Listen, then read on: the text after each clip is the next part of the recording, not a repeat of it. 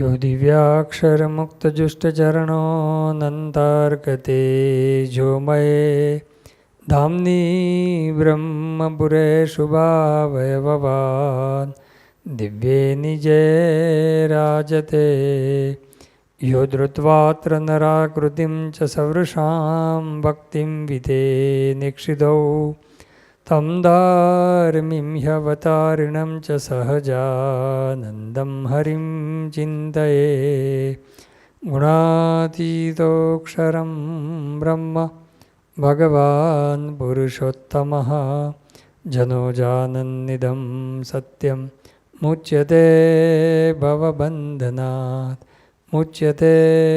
भवबन्धनात्। श्री स्वामिनारायण भगवाननी जय। अक्षर पुरुषोत्तम महाराजनी जय। गुणातीतानंद स्वामी महाराजनी जय। भगतजी महाराजनी जय। शास्त्री जी महाराजनी जय। योगी जी महाराजनी जय। प्रमुख स्वामी महाराजनी जय। महंत स्वामी महाराजनी जय। સ્વામિનારાયણ હરે વચનામૃત પંચાળા પ્રકરણનું બીજું સાંખ્ય યોગનું. સ્વામિનારાયણ હરે સંવત 1877ના ફાગણ સુધી સાતમને દિવસ ગામ શ્રી પંચાળા મધ્યે ઝીણાભાઈના દરબારમાં ઓટા ઉપર ઢોલિયો ઢાળ્યો હતો. તે ઉપર શ્રીજી મહારાજ બિરાજમાન હતા અને દોડો ફેંટો મસ્તક ઉપર બાંધ્યો હતો તથા દોડો ખેસ પહેર્યો હતો તથા દોડી પછેડી ઓઢી હતી ને પરમહંસની સભા તથા દેશ દેશના હરિભક્તની સભા ભરાઈને શ્રીજી મહારાજના મુખારવિંદ આગળ બેઠી હતી. આ વચનાવળમાં આપણે જોયું કે શ્રીજી મહારાજ પોતે મોક્ષ ધર્મનું પુસ્તક મંગાવી અને એમાં સાંખ્ય અને યોગની અધ્યાય એ બધા વંચાવ્યા નિત્યાનંદ સ્વામી પાસે અને એના આધારે શ્રીજી મહારાજે ઘણી બધી વાતો કરી. એમાં યોગમત સાંખ્ય મત બંનેની વાત કરી અને આપણે વાત કરી કે શ્રીજી મહારાજ એમાં સાથે સ્વામિનારાયણીય સાંખ્ય અને સ્વામિનારાયણીય યોગ એમાં શું સમજવાનું એ પણ સાથે સાથે વાત કરતા જાય છે. તો એમાં યોગમતની અંદર જે દૂષણ હતું એની મહારાજે પોતે વાત કરી કે એમણે જીવ ઈશ્વરને એક કહ્યા. હવે હકીકતમાં ભગવાન સ્વામિનારાયણ સિવાય આ 5 તત્વ બીજા કોઈએ આપ્યા નથી. ઈશ્વર તત્વ એટલે બહાર બીજે બધે તો પરબ્રહ્મ જ છે. પરમાત્મા અને ઈશ્વર બે એક છે. શ્રીજી મહારાજે પોતે આ જીવ ઈશ્વર માયા બ્રહ્મ અને પરબ્રહ્મ આ 5 ભેદ એમણે પોતે આપ્યા છે. તો શ્રીજી મહારાજ જે વાત કરે કે ભાઈ જીવ ઈશ્વર એ બે એક થઈ જાય એ જે બધી વાતો અને એમાં કેવી રીતે સમજવું કે જીવ છે અલ્પજ્ઞ છે, ઈશ્વર છે સર્વજ્ઞ છે. સર્વજ્ઞ એટલે એક બ્રહ્માંડ પૂરતા. પછી જીવ છે એને જે પંચમહાભૂત છે એ પણ અલ્પ છે અને ઈશ્વરના જે મહાભૂત છે એ બધે બીજા જીવોને ધારવા માટે સમર્થ છે. આવી રીતે ભેદ એ મહારાજે બતાવ્યો પણ છે તો માયાની નીચે બતાવેલા છે. પણ મહારાજ કહે છે કે આટલો ભેદ છે, આ ભેદ ના જાણ્યો હોય તો જીવ અને ઈશ્વરની વિશે સમપણું થઈ જાય. એટલે સમપણું ના થાય એટલા માટે મહારાજ કહે છે કે આવી યુક્તિ શીખવી અને કોઈ પ્રતિપક્ષથી પ્રશ્ન પૂછે તો પછી એ મહારાજ કહે છે કે આવી યુક્તિ શીખ્યો હોય તો એને વાંધો ના આવે. હવે સાંખ્યવાળાની મહારાજ પોતે વાત કરે છે અને સાંખ્યવાળાને એ દૂષણ છે જે 24 તત્વ કયા છે ને 25માં પરમાત્મા કયા છે ને તે 24 તત્વને મિથ્યા કયા છે ને પરમાત્માને સત્ય કયા છે. ત્યારે તે પરમાત્માને પામે છે કોણ?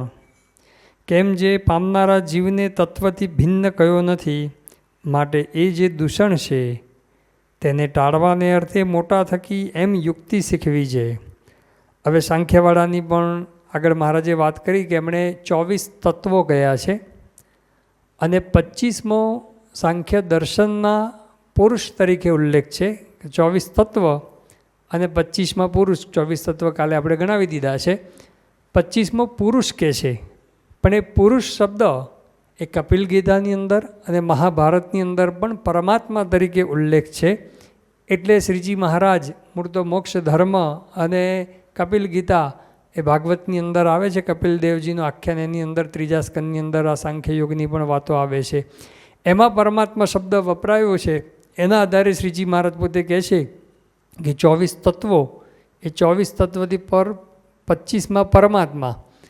તો 24 તત્વો તો કેવા છે? નાશવંત છે. 24 તત્વ બધા જળ છે, નાશવંત છે, મિથ્યા છે. એ તો બધા સ્વીકારે છે. સાંખ્યવાળાએ પોતે કીધું છે, અને પછી યોગવાળા કે પછી વેદાંતવાળા જે કંઈ બધા વેદાંત તત્વ થઈ ગયા દર્શનો, એ વેદાંત દર્શનો પણ સાંખ્યે જે 24 તત્વ કયા નાશવંત કયા, એ બધા નાશવંત જ કહે છે. જેમાં પૃથ્વી, જળ, તેજ, વાયુ, આકાશ, પંચ તત્વ આપણા પંચભૂત આવી ગયા, પછી 10 ઇન્દ્રિયો અને 11મું મન આવી ગયું, પછી પ્રકૃતિ પોતે આવી ગઈ, પછી મહત્તત્વ આવી ગયું, અહંકાર આવી ગયો. તો આ બધું જે છે એ નાશવંત જ છે. એટલે એ બધું નાશ પામી ગયું. 24 તત્વ નાશ પામી ગયા. તો રહ્યા એક 25મું તત્વ પરમાત્મા, એ અવિનાશી છે, સત્ય છે, એટલે એ તો નાશ પામતા નથી. તો હવે પરમાત્માને પામે કોણ? 24 તત્વ તો નાશ પામી ગયા. અને જીવ ને ઈશ્વરને 24 તત્વથી જુદા કયા નથી. તો શ્રીજી મહારાજ પોતે એ તર્ક આપે છે કે ભાઈ 24 તત્વથી જુદા જીવ ઈશ્વરને કયા નથી. તો પહેલાં તો નાશવંત છે, તો પરમાત્માને પામે છે કોણ? તો પછી મહારાજ કહે છે કે આ મોટા થકી આ યુક્તિ શીખવી, એટલે કે શ્રીજી મહારાજને આવા અક્ષર બ્રહ્મ ગુણાતીત સત્પુરુષ હોય એ થકી એ આપણે યુક્તિ શીખવાની. એમાં મહારાજ પોતે કહે છે કેમ જે પામનારા જીવને તત્વથી ભિન્ન કયો નથી. જે જીવ છે એ પરમાત્માને પામે, પણ જીવને તત્વથી જુદો કયો નથી. આગળ જ મહારાજે સાંખ્ય દર્શનની જે વાત કરી કે 24 તત્વને અવાંતર એટલે એની ભેગા જ, એની સાથે જ જીવને ગણે છે. 24 તત્વથી જુદા નથી ગણતા. એટલા માટે નથી ગણતા એ લોકો કે જીવ છે એ 24 તત્વ વિના રહી શકતો નથી. એટલે કે આપણે આ પંચભૂતનું દેહ, ઇન્દ્રિયો, અંતઃકરણ ને બધું જે છે એના વિના જીવ કંઈ અધ્ધર-પધ્ધર રહી શકતો નથી. એને આ તત્વની જરૂર પડે જ છે. એ તત્વ વિના એ જીવ કંઈ અધ્ધર-પધ્ધર રહી શકતો નથી. જે અત્યારે આપણે આ સ્થૂળ બધા દેહની બધાની જરૂર પડે છે, સ્થૂળ સૂક્ષ્મ દેહની જરૂર પડે છે. મુક્તિ અવસ્થાની અંદર ભાગવતી તનુ મળે છે. એ ભાગવતી તનુ પણ કંઈક એને જીવને એ જરૂર તો પડે જ છે, એના વગર રહી શકતો નથી. એટલા માટે મહારાજ કહે છે કે એને તત્વથી જુદો નથી કીધો સાંખ્યવાળાએ જીવને અને ઈશ્વરને પણ આપણે ઈશ્વર શબ્દનો વારે વારે ઉલ્લેખ નથી કરતા. એકવાર સમજી લીધું કે જીવ ઈશ્વર બેય એ માયાથી નીચે છે. એટલે જીવને જેમ 24 તત્વથી જુદા નથી કીધા, એમ ઈશ્વરને પણ 24 તત્વથી જુદા નથી કીધા. તો એ 24 તત્વથી જુદા નથી કીધા તો પામે કોણ? એ જીવ જ પામે. જીવ સિવાય બીજું કોઈ પામી શકે નહીં. અને મહારાજે પોતે હવે એમાં યુક્તિ બતાવે છે કેવી રીતે. કેમ જે પામનારા જીવને તત્વથી ભિન્ન કયો નથી, માટે એ દૂષણ તેને ટાળવાને અર્થે મોટા થકી એમ યુક્તિ શીખવી છે એ 24 તત્વ કયા છે તે જીવ વિના હોય નહીં. આ 24 તત્વ છે એ શેના આધારે રહેશે? જીવ વિના, જીવના આધારે જ રહેશે. આપણે પણ આપણા શરીરની અંદર જોઈએ કે આ બધું શરીર જે આખું છે, પૃથ્વી, જળ, તેજ, વાયુ, આકાશ ને બીજા 19 બધા સૂક્ષ્મ તત્વો છે, એ બધા શેને આધારે રહ્યા છે? જીવને આધારે રહ્યા છે. એકવાર જીવ નીકળી ગયો અંદરથી, પતી ગયો, અને બાળી નાખવાના 24 તત્વો બધા એટલે નાશ પામી જાય. તો જીવના આધારે જ 24 તત્વો રહેલા છે. શ્રીજી મહારાજ એ કહે છે એ 24 તત્વ કયા છે તે જીવ વિના હોય નહીં, માટે તત્વ ભેળા જ જીવ ઈશ્વરને કયા છે. મહારાજ કહે એટલા માટે જીવ ઈશ્વરને તત્વની સાથે જ કયા છે. તે જીવ ઈશ્વર એ તત્વ થકી પૃથક છે અને પરમાત્માને પામે છે. એટલે તત્વની સાથે ગણ્યા પણ એ તત્વથી જુદા છે અને એ પરમાત્માને પામે છે. હવે એના માટે પણ મહારાજ યુક્તિ આગળ બતાવે છે. એવી રીતની યુક્તિ શીખવી. એને આ યુક્તિ ન શીખવી હોય ને કોઈ ભરતી પક્ષી પ્રશ્ન પૂછે તો સંશય થાય છે તત્વ તો મિથ્યા છે, ત્યારે તે પરમાત્માને પામે અને અર્થે બ્રહ્મચર્યાદિક ધર્મ કયા છે, તથા શ્રવણ, મનન, નિધિધ્યાસ આદિક સાધન કયા છે, તે શાને અર્થે કયા છે. માટે તત્વના તદાત્મકપણાને પામ્યા જે જીવ ઈશ્વર તેને તત્વરૂપે કરીને કયા છે, પણ એ તત્વ થકી અતિ વિલક્ષણ છે તે પરમાત્માને પામે છે. ઇત્યાદિક જે યુક્તિઓ તેને મોટા સંત થકી સાંખ્યવાળાને શીખવી. મહારાજ પોતે સરસ પોતે યુક્તિ પણ બતાવે છે. મહારાજ કહે છે કે આ જીવ ઈશ્વર તત્વ સાથે તદાત્મકપણાને પામ્યા છે. તદાત્મકપણાને પામ્યા છે એટલે એક રૂપપણાને પામ્યા છે. જેમ લોખંડનો ગોળો હોય, એની અંદર અગ્નિનો પ્રવેશ થાય એટલે લાલ ચોળ અગ્નિમાં તપાવીએ, ભઠ્ઠીની અંદર બરોબર તપાવીએ એટલે શું થઈ જાય? લાલ થઈ જાય. એટલે અગ્નિ રૂપ થઈ જાય. એ લોખંડ છે એ અગ્નિ રૂપ થઈ જાય. એ બે એક થઈ ગયા એવું લાગે, પણ હકીકતમાં બે તત્વ જુદા છે. લોખંડ તત્વ જુદું છે, અગ્નિ તત્વ જુદું છે. એમ શ્રીજી મહારાજ કે તત્વના તદાત્મકપણાને એટલે એકરૂપપણાને આ જીવ પામી ગયો છે. એટલા માટે એક જેવું લાગે છે. અજ્ઞાન અવસ્થામાં આપણને કેવું લાગે છે? તો આપણે આપણી કથા વાર્તા સાંભળીએ એટલે બધું ખબર છે કે દેહ અને આત્મા જુદા છે. બાકી બહાર બધાને પૂછો તો શું છે? બધું એકાકાર જ છે. એના માટે કંઈક જુદું છે જ નહીં. દેહ ને જીવ બધું એક જ છે, કારણ કે એકાકાર થઈ ગયા છે. તો શ્રીજી મહારાજ કહે છે કે તત્વ સાથે જીવ એકપણાને પામી ગયો છે, પણ એ તત્વના પ્રકાશકપણે કરીને છે. એને આધારે તત્વો રહેલા છે. જેમ દ્રષ્ટાંતથી આપણે જોઈએ કે ગાડી આપણે ચલાવતા હોઈએ તો ગાડી અને ડ્રાઈવર બે જુદા છે કે નહીં? ગાડી ને ડ્રાઈવર બે જુદા છે. એ ગાડી એ ડ્રાઈવર છે પોતે એ ચેતન તત્વ છે અને ગાડી છે જળ છે. એમાં તત્વના 24 તત્વને ચલાવનારો જીવ એ ડ્રાઈવરને ઠેકાણે છે, એ ચેતન છે. અને તત્વ છે એ ગાડીને ઠેકાણે છે, એ જળ છે. તો શ્રીજી મહારાજ કે આટલો ભેદ છે, અતિશય વિલક્ષણ છે. પછી શ્રીજી મહારાજ બીજી યુક્તિ આપે છે. મહારાજ કહે છે કે આ જુદા છે, તત્વ જળ છે અને જીવ ઈશ્વર ચેતન તત્વ છે. એટલા માટે તો શાસ્ત્રોમાં સાંખ્યશાસ્ત્રની અંદર જ એમણે પોતે બ્રહ્મચર્યાદિક જે ધર્મ કયા છે અને શ્રવણ મનન નિધિધ્યાસ વગેરે સાધન કયા છે કે ભાઈ જીવે આ બધું કરવાનું, બ્રહ્મચર્ય પાળવાનું, પછી એટલે બીજા બધા પણ નિયમ તપ સંયમ વગેરે ઘણું બધું બતાવેલું છે. અને સાથે સાથે શ્રવણ મનન નિધિધ્યાસ કરવો ને કોને કરવાનું? તત્વ તો જળ છે. એ જળ વસ્તુને થોડું કરવાનું હોય. આપણા દેહમાંથી જીવ નીકળી ગયો મળદું હોય એને થોડું કહેવાનું કે તમે બ્રહ્મચર્યનું પાલન કરો, તમારે પછી તપ કરો, કશું કરવાનું રહેશે? કશું નહીં. એ તો જળ છે. તો જળને કશું નથી કરવાનું, તો કરવાનું કોને છે? જીવને. તો આ બધું જે કહ્યું છે સાંખ્યશાસ્ત્રની અંદર પણ આ બધું જે બ્રહ્મચર્યાદિક ધર્મ પાળવાના કયા છે, શ્રવણ મનન નિધિધ્યાસ કરવાનું જે કીધું છે, આ બધું કહ્યું છે એ જ બતાવે છે કે આ તત્વને નથી, તત્વની અંદર તત્વનો પ્રેરક એ જે અંદર જીવ રહ્યો છે ને એ જીવને એ કરવાનું કહ્યું છે. એટલે ભલે 24 તત્વની સાથે જીવ ઈશ્વરને કયા છે, પણ આ બધા સાધન વગેરે બતાવ્યું છે એ જ બતાવે છે કે તત્વથી જુદો જીવ છે, એ પણ સત્ય છે. એને આ બધા સાધન કરીને પછી આ 24 તત્વ નાશવંત છે એમ માનીને પામવાનું છે કોને? પરમાત્માને એ પામે છે. તો શ્રીજી મહારાજ પોતે કહે છે કે આવી રીતે જો યુક્તિ શીખ્યો હોય તો પછી એને વાંધો ના આવે. એને પછી આ નહીતર તો થઈ જાય કે ભાઈ 24 તત્વ એ નાશવંત છે તો પરમાત્મા 25માં, તો પછી પરમાત્માને કોણ પામે? બધું નાશ પામી ગયું. પણ અંદર જીવ રહ્યો છે, તત્વનો પ્રેરક છે. એ જીવને એ બધા સાધનો કરી અને પછી પરમાત્માને પામવાના છે. એ શ્રીજી મહારાજ પોતે અહીંયા સમજાવે છે. માટે તત્વના તદાત્મકપણાને પામ્યા જે જીવ ઈશ્વર તેને તત્વરૂપ કરીને કયા છે, પણ એ તત્વ થકી અતિ વિલક્ષણ છે તે પરમાત્માને પામે છે. તત્વ થકી આ જીવ ઈશ્વર અતિ વિલક્ષણ, કારણ કે પહેલાં જળ છે અને ચેતન છે એટલે સાવ વિલક્ષણ જ થઈ ગયા અને એ પરમાત્માને પામે છે. ઇત્યાદિક જે યુક્તિઓ તેને મોટા સંત થકી સાંખ્યવાળાને શીખવી અને યોગવાળા જે છે તે પ્રત્યક્ષ મૂર્તિ એવા જે મત્સ્ય કચ્છ વરા નૃસિંહ વામન રામ કૃષ્ણાદિક ભગવાનના અવતાર તેને ધ્યાને કરીને મોક્ષ થાય એવી યુક્તિનું ગ્રહણ કરે છે. અને જે સાંખ્યવાળા છે તે જે તે યતો વાચો નિવર્તન તે અપ્રાપ્ય મનસા સહ. હવે મહારાજ પોતે સાંખ્ય દર્શન યોગ દર્શનની અંદર કેવી રીતે મોક્ષ થાય છે એની વાત કરે છે કે યોગવાળા છે એ પોતે પ્રત્યક્ષ મૂર્તિના ધ્યાને કરીને, એટલે કે ભગવાનના જે અવતાર થયા હોય, જે સમયે જે અવતાર હોય એના ધ્યાને કરીને એ મોક્ષ થાય એવી વાતો કરી છે. અને સાંખ્યની અંદર યતો વાચોની વર્તનતે અપ્રાપ્ય મનસા સહ, તૈતૈર્ય ઉપનિષદ એનું આનંદવલ્લી છે, આનંદવલ્લી પ્રકરણ એની અંદર ચોથો મંત્ર આ છે કે યતો વાચો નિવર્તનતે અપ્રાપ્ય મનસા સહ. વાચ એટલે કે વાણી, મનસા સહ મને સહિત એવી જે વાણી, યત જે પરમાત્માને પામ્યા વિના એ પોતે એ પાછી વળી જાય છે. એટલે કે વાણી મન બધું જ પરમાત્માને પામતું નથી. એટલે કે ભગવાન મન વાણીને અગોચર છે, મન વાણી ત્યાં સુધી પહોંચી શકતા નથી.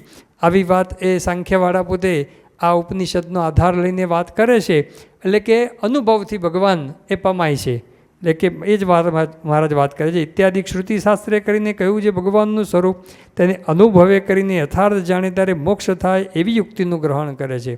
એટલે અનુભવે કરીને પમાય, પણ શ્રીજી મહારાજે લોયાના 7મા વચનાવૃતમાં ઇન્દ્રિયો, અંતઃકરણ અને અનુભવ જ્ઞાન, અનુભવ જ્ઞાન એટલે શ્રીજી મહારાજે ત્યાં સાક્ષાત્કાર જ્ઞાનને અનુભવ જ્ઞાન બતાવ્યું કે પરમાત્મા એ આ પ્રત્યક્ષ છે. જે શ્રુતિની અંદર આ બધી શ્રુતિઓનો જ મહારાજે બધી ઉલ્લેખ કરેલો છે અને ભગવાનનું આ સર્વ શરીર છે અને આ બધું જ આ ભગવાન સર્વની અંદર વ્યાપક છે અને ભગવાન સર્વથી પર છે, એ બધી વાતો કરી પરમાત્મા. પણ એ ભગવાન આ પ્રત્યક્ષ છે એવું સમજવું એને મહારાજે યથાર્થ જ્ઞાન કીધું અને એ જ્ઞાને કરીને મોક્ષ એવું અનુભવ જ્ઞાન એ શ્રીજી મહારાજે લોયાના 7મા વચનાવૃતમાં બતાવેલું છે. બાકી અધ્ધરતાલ ભગવાનને જાણે એવું મહારાજને માન્ય નથી. એ આગળ પણ મહારાજ પોતે આ દૂષણ બતાવે જ છે સાંખ્યવાળાને અને પછી એનું નિરાકરણ પણ મહારાજ પોતે કરે છે. પણ અહીંયા એ જે મોક્ષ ધર્મની અંદર કીધેલું છે એના આધારે અત્યારે વાત કરે છે. એ ભગવાનનું સ્વરૂપ તેને અનુભવે કરીને યથાર્થ જાણે ત્યારે મોક્ષ થાય એવી યુક્તિનું ગ્રહણ કરે છે. અને એ બે મત છે તે સારા છે ને મોટાએ માન્યા છે. મોટા એટલે વ્યાસ વગેરે મુનિ એ જે થઈ ગયા એમણે પોતે માન્યા છે. અને એ બેનું યથાર્થ જો આચરણ જે કરે તો તે પરમ ગતિને પામે છે. અને બે મત છે તેમાં સાધન સરખા કયા છે, પણ ઉપાસનાની જે રીત તે સરખી નથી, ઘણી પૃથક છે. મહારાજ કે બંને છે એની અંદર એ સાધન છે, એ સાધન સરખા છે, પરંતુ ઉપાસનાની રીત એ જુદી છે. એવી વાત જે કરેલી છે એ પણ મહાભારતની અંદર આ શાંતિ પર્વ એની અંદર જે મોક્ષ ધર્મના અધ્યાય એમાં આ વાત લખેલી છે. એમાં શ્લોક છે, 2 શ્લોક લખેલા છે.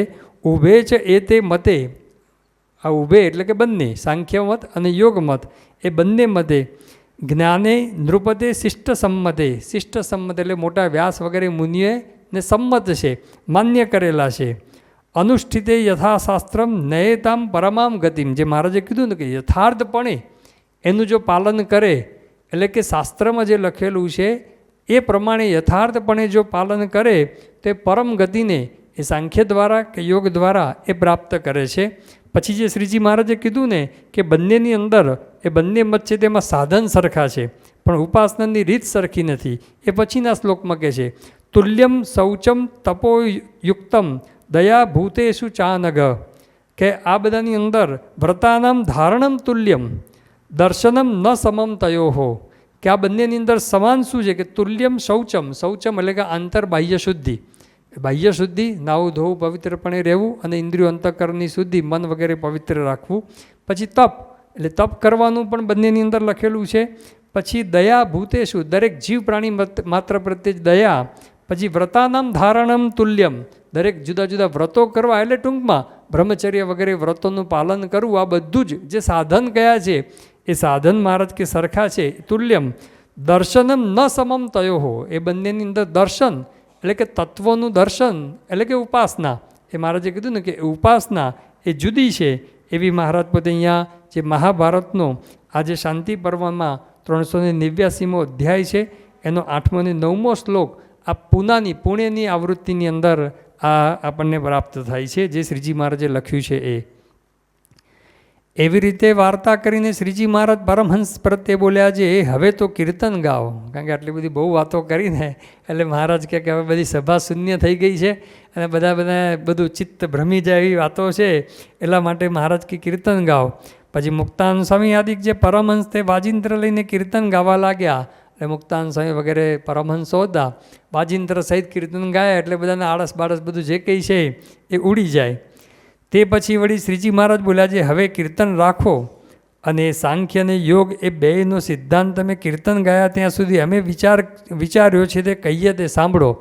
મહારાજ કે હજુ અમારે જે સિદ્ધાંત છે સાંખ્ય અને યોગનો જે મહારાજને પોતાના અભિમત પ્રમાણે જે કહેવો છે એ મહારાજ હવે કહી રહ્યા છે. એ મહારાજ કે તમે કીર્તન ગાયા ત્યાં સુધી અમે વિચાર કર્યો છે એ કહીએ છીએ. જે યોગવાળો છે તેને આત્યંતિક પ્રલયને વિશે જે અક્ષરધામમાં તેજોમય એવી દિવ્યરૂપ ભગવાનની મૂર્તિ રહી છે તે ધ્યાન કરવા યોગ્ય છે. હવે યોગમતની અંદર તો કંઈ ભગવાનનું ધામ કે એવું કંઈ છે નહીં અત્યારે જે યોગ દર્શન છે એની અંદર તો, ભગવાનને પણ પરબ્રહ્મને પોતે સાધન દશાની અંદર સ્વીકારે છે, પણ સાધ્ય તરીકે સ્વીકારતા નથી. પણ આ મોક્ષ ધર્મના અને કપિલ ગીતાની અંદર પણ એ આવે છે કે પરમાત્માને પામવાની વાત આવે છે, એના આધારે વાત કરે છે. પણ શ્રીજી મહારાજ અક્ષરધામનો વાત કરે છે, એટલે અક્ષરધામમાં એ શ્રીજી મહારાજનું અક્ષરધામ છે અને અક્ષરધામમાં તેજોમય એવી દિવ્ય મૂર્તિ ભગવાનની રહી છે. એટલે એમની પોતાની જ મૂર્તિ, એ દિવ્ય મૂર્તિ એ ભગવાનની રહી છે, તે ધ્યાન કરવા યોગ્ય છે. અક્ષરધામનું સ્વરૂપ પર સ્વરૂપ છે, એ પર સ્વરૂપ એ ધ્યાન કરવા યોગ્ય છે. અને તેથી ઓરા પ્રકૃતિ પુરુષ રૂપ ભગવાન ધ્યાન કરવા યોગ્ય છે. અને તેથી ઓરા પ્રકૃતિ પુરુષના કાર્ય જે 24 તત્વ તે રૂપ ભગવાન ધ્યાન કરવા યોગ્ય છે. અને તેથી ઓરા હિરણ્ય ગર્ભ અને તેથી ઓરા 24 તત્વથી ઉપજ્યો જે વિરાટ તે ધ્યાન કરવા યોગ્ય છે. અને તેથી ઓરા બ્રહ્મા વિષ્ણુ શિવ તથા પૃથ્વીને વિશે જે મત્સ્ય કુર્મ નૃષિ વરાદિક ભગવાનના અવતાર તથા શાલગ્રામાદિક પ્રતિમાઓ એ સર્વે ધ્યાન કરવા યોગ્ય છે. એવું યોગવાળાનું તાત્પર્ય જણાણું. મહારાજ કે યોગવાળાએ બધાનું ધ્યાન કરવાની વાતો કરી છે. એટલા માટે યોગની અંદર જે શરૂઆતની અંદર જ વાત આવે છે, યોગ દર્શનની અંદર બધા જે સૂત્રો આવે છે, યથા અભિમત ધ્યાનાદ વા એવું એક સૂત્ર આવે છે કે તમને આ પર સ્વરૂપનું ધ્યાન કરવું, અથવા તો તમને જે અભિમત હોય, તમને જે પ્રિય હોય એનું ધ્યાન કરવું, એવી વાત આવે છે. એટલે એમાં દૂષણ છે, આ મહારાજને માન્ય નથી. એટલે મહારાજ પોતે કહે છે કે ભાઈ આ ભગવાન પરબ્રહ્મ પુરુષોત્તમ નારાયણ પર સ્વરૂપ ધ્યાન કરવા યોગ્ય છે. પછી પરબ્રહ્મનો બધાની અંદર અનુપ્રવેશ છે, ભગવાનનો બધામાં વાસ છે, એટલા માટે એ લોકોએ કીધું છે. પણ એમાં પણ દૂષણ આવવાની શક્યતા છે, એટલા માટે મહારાજ કહે છે કે એમાં શું ધ્યાન રાખવું એ પણ આગળ વાત કરશે. પણ ભગવાનનો બધાની અંદર વાસ છે. આ ઈશા વાસ્યમ ઇદમ સર્વમ, કે ભગવાન એ સમગ્ર જગતની અંદર વ્યાપક છે એમ માનીને એ લોકો કહે છે કે ભાઈ આ બધાનું ધ્યાન કરવું. પ્રકૃતિ પુરુષ એના કાર્ય, હિરણ્ય ગર્ભ, વિરાટ પુરુષ, પછી મત્સ્ય કુર્મ ઋષિ વગેરે ભગવાનના અવતાર તથા શાલગ્રામાદિક પ્રતિમાઓ, એટલે ભગવાનની આ મૂર્તિઓ છે 8 પ્રકારની, એ સર્વે ધ્યાન કરવા યોગ્ય છે. એવું મહારાજ કે યોગવાળાનું તાત્પર્ય જણાવ્યું. પછી સાંખ્યનો વિચાર ઉપજ્યો ત્યારે તેણે એ આકાર માત્રનું નિરાકરણ કરી નાખ્યું. મહારાજ કે સાંખ્યનો વિચાર થયો તો સાંખ્યએ તો પ્રકૃતિ પુરુષથી ઉપજ્યું એ બધું જ આકાર માત્ર નાશવંત છે એવું કહી દીધું. હવે આકાર માત્રનું નાશવંત એટલે એમાંય દૂષણ બતાવશે મહારાજ. આકાર માત્રનું નાશવંત કહો એટલે ભગવાનના અવતાર થાય એ પણ નાશવંત બતાવ્યા, પ્રતિમાઓ પણ નાશવંત થઈ ગઈ, એટલે એ બધું પણ નાશવંત થઈ ગયું. પણ મહારાજ કહે છે કે એણે આકારમાં સાંખ્યનો વિચાર ઉપજ્યો, તેણે તે આકાર માત્રનું નિરાકરણ કરી નાખ્યું. ને એમ જણાણું જે એ સર્વેના વિચારનો કરતલ જે જીવ છે તે જેવો શુદ્ધ કોઈ નથી, માટે જીવનું ધ્યાન કરવું એ ઠીક છે. આત્મા જેવો શુદ્ધ કોઈ નથી અને બીજું બધું તો નાશવંત છે. એવો જે સાંખ્યનો વિચાર તેને ટાળવાને અર્થે વળી યોગનો વિચાર થયો છે. મહારાજ કહે કે ભાઈ સાંખ્યવાળાએ આત્મા સુધી અટકી ગયા અને બીજું બધું નાશવંત છે. હવે એનો વિચાર થયો કે એને ટાળવા માટે પાછો યોગનો વિચાર અમે કર્યો કે એ પરાત્પર એવા જે પુરુષોત્તમ ભગવાન તેનું એ પ્રકૃતિ પુરુષાદિક સર્વેને વિશે અન્વયપણું છે, માટે એ સર્વે ભગવાન જ છે, ને દિવ્ય રૂપ છે, ને સત્ય છે, ને ધ્યેય છે. એ વાતને દ્રઢ કરવાને અર્થે શ્રુતિ છે જે સર્વમ ખલુ ઇદમ બ્રહ્મ નેહ નાનાસ્તિ કિંચન તથા ઇદમ હિ વિશ્વમ ભગવાન ઇવેતરો યતો જગતસ્થાન નિરોધ સંભવાહ. મહારાજ પોતે કહે છે કે જે યોગવાળાએ કીધું આ બધું પ્રકૃતિ પુરુષનું અને બધાનું એ ધ્યાન કરવું, એનું કારણ શું છે કે ભગવાન અન્વયપણે બધામાં રહ્યા છે, એટલે ભગવાનનો બધી જગ્યાએ વાસ છે. અને એના માટે શ્રુતિ આપી સર્વમ ખલુ ઇદમ બ્રહ્મ, એ છાંદોગ્ય ઉપનિષદની છે. અને નેહ નાનસ્તિ કિંચન બૃહદારણ્યક ઉપનિષદનો આ મંત્ર છે. અને ઇદમ હિ વિશ્વમ ભગવાન એ જે છે શ્રીમદ ભાગવતનો શ્લોક છે પહેલા સ્કંદનો, કે આ ઇદમ હિ વિશ્વમ, આ જે વિશ્વ છે એ ભગવાન ઇવ, આ ભગવાન જેવું જ છે. એટલે ભગવાનને એમાં વાસ છે, ભલે ભગવાન નથી, પરબ્રહ્મ નથી, એનો વાસ છે. કારણ કે જગતસ્થાન નિરોધ સંભવાહ, ભગવાનની અંદરથી જ આ ઉત્પત્તિ સ્થિતિ પ્રલય બધું થાય છે, એટલા માટે ભગવાનનો વાસ છે, એટલે ભગવાન તુલ્ય છે. એવી રીતનો યોગ માર્ગ છે તેને વિશે પ્રવર્ત્યો જે મુમુક્ષુ તેને કોઈ વિઘ્ન નથી. શા માટે જે એ માર્ગ સ્થૂળ છે અને એને વિશે પ્રત્યક્ષ મૂર્તિ ભગવાનનું આલંબન છે. મહારાજ પોતે કહે છે કે આ યોગના માર્ગની અંદર મોટામાં મોટું શું છે કે પ્રત્યક્ષ મૂર્તિ એવા જે ભગવાન એનું આલંબન છે. હવે એમાં ભગવાનનો બધે વાસ છે બરાબર છે, પરંતુ ભગવાનનો સાક્ષાત્કાર જેને છે એવા જે પુરુષ એનું ધ્યાન એ સર્વશ્રેષ્ઠ ધ્યાન છે. એ આગળ મહારાજ પોતે છેલ્લે સાર રૂપે બધી વાત જણાવશે. પણ સાર રૂપમાં મહારાજ કહે છે કે ભગવાનનો બધે વાસ છે, પરંતુ આવા સત્પુરુષ છે, મહંત સ્વામી મહારાજ જેવા ગુરુ છે, એના તો અંગોઅંગની અંદર એ ભગવાન રહેલા છે, ભગવાનનો સાક્ષાત્કાર એમને કરેલો છે. એટલે અક્ષરધામમાં જે પર સ્વરૂપ છે એ જ સ્વરૂપ એના અંગોઅંગની અંદર એ વિરાજમાન છે. એટલા માટે એ પ્રત્યક્ષ મૂર્તિ છે, એનું ધ્યાન કરવું એટલા માટે સહજ ધ્યાન થાય, કારણ કે પર સ્વરૂપનું કંઈ ધ્યાન થાય નહીં. અને જે સાંખ્યવાળા કહે છે કે ભાઈ ભગવાન એ અક્ષરધામની અંદર છે, પર થકી પર છે, ઇન્દ્રિયો અંતઃકરણને અગોચર છે, તો ઇન્દ્રિયો અંતઃકરણને અગોચર છે તો પછી એનું ધ્યાન કેવી રીતે થાય? એનું કોઈ ધ્યાન થાય નહીં. એટલા માટે શ્રીજી મહારાજ કે પ્રત્યક્ષ મૂર્તિનું આલંબન છે, એટલે એ માર્ગ સ્થૂળ છે. તે સારું જેવો તેવો હોય તે પણ એ માર્ગે કરીને નિર્વિઘ્ન થકો મોક્ષને પામે. મહારાજ કે ગમે તેવો હોય, એ સામાન્ય હોય તો પણ પ્રત્યક્ષ આવા સત્પુરુષની અંદર, પ્રત્યક્ષ ભગવાનની અંદર જોડાઈ જાય. એ જોડાઈ જાય એટલે મહારાજ કે જેવો તેવો હોય તો એ પાર પડે. જે સંત સ્વામી કહેતા કે આપણે ભાંગલા તૂટલા ડબ્બા જેવા છીએ, જેવા તેવા એટલે ભાંગલા તૂટલા ડબ્બા જેવા, પણ એન્જિન પાવરફુલ છે. એન્જિન પાવરફુલ છે, એની સાથે જોડાઈ જઈએ તો ગમે તેવા હોય તો એ પાર એ પડી જાય. એ એન્જિન એને છેક એ અમદાવાદથી મુંબઈ સુધી એ પહોંચાડી દે. એટલા માટે મહારાજ કહે છે કે જેવો તેવો હોય એ પણ એ માર્ગે કરીને નિર્વિઘ્ન થકો. પાછું કોઈને વિઘ્ન ના આવે, પહેલાં તો જાત જાતના વિઘ્ન આવે, વાંધો નિર્વિઘ્ન થકો પ્રત્યક્ષ ભગવાનને એ ધ્યાને કરીને એ પાર પામે છે.